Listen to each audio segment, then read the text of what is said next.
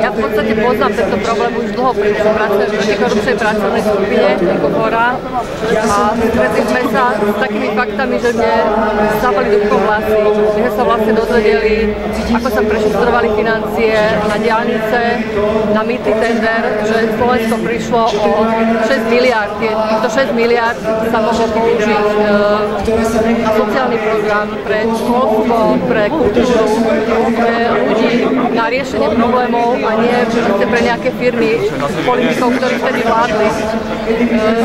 Ja v podstate nie som prekvapená. To, čo sa tu vlastne stalo, ľudia sú zhrození, pretože sa vlastne dozvedeli informácie o špičke ľadovca, pretože, ako my hovoríme, to je len taká slušná mafia, ale mafia, ktorá vôbec nebola odhalená, je skrytá. Keby sa zobral iný rok, iné časové obdobie, ale a nie obdobie 2006, ale neskôršie obdobie, tak to ľudia vlastne videli, že to bolo aj pri predchádzajúcej vláde.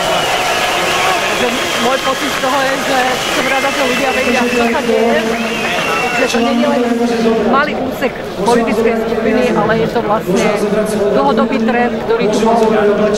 A tá politická elita, či už bola modrá, červená, v podstate toto používala ako bežný spôsob vládnutia. Toto naozaj musí skončiť. Ľudia musia z dola, tak ako tu stojíme, z dola zmeniť tento systém, pretože tam nie je ochota to zhora zmeniť.